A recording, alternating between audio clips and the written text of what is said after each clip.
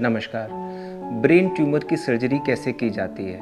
या डॉक्टर साहब आपके पास ऐसे कौन से उपकरण हैं जिससे कि मेरे दिमाग का ट्यूमर आप आसानी से निकाल सकते हैं? तो ऐसे सवाल का जवाब ये है कि आजकल टेक्नोलॉजी की डेवलपमेंट के बाद नए-नए गैजेट्स आ गए हैं जिससे इस तरह की सर्जरी बहुत सेफ़ हो गई है। इसमें जो सबसे पहला उपकरण है वो है सर्जिकल माइक्रोस्कोप। माइक्रोस्कोप एक, जैसे कि नाम ही बताता है, वो छोटे चीज़ों को बड़ा करके दिखाता है।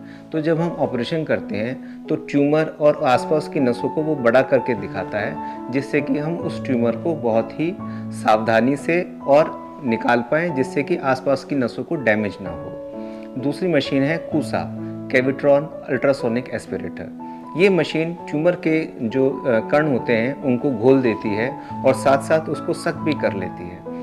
इससे ब्लड लॉस कम हो जाता है, जो आसपास की नसों को डैमेज होता है वो बहुत कम हो जाता है और सर्जरी का टाइम भी कम हो जाता है। इसके बाद जो नई मशीनें हैं उसमें है हाई स्पीड ड्रिल सिस्टम। इससे ब्रेन में अंदर तक पहुंचने में बहुत आसानी मिलती है। एंडोस्कोपिक सिस्टम, इससे ये भी एक प्रकार की दूरबीन विधि है जिससे कि दिमाग के अंदर के ट्यूमर्स को निकाला जा सकता है। ब्रेन के अंदर पानी की थैली होती है, उसके अंदर जो ट्यूमर्स होते हैं उसको निकाला जा सकता है।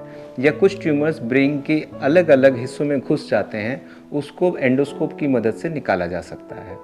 इसके बाद भी बहुत सारी ऐसी चीज़ें आ गई हैं जैसे पोस्ट ऑप रेडियोथेरेपी, कीमोथेरेपी, जिससे ब्रेन ट्यूमर का इलाज अब बहुत आसान हो गया है।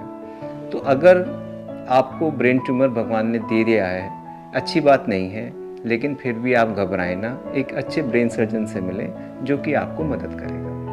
Thank you.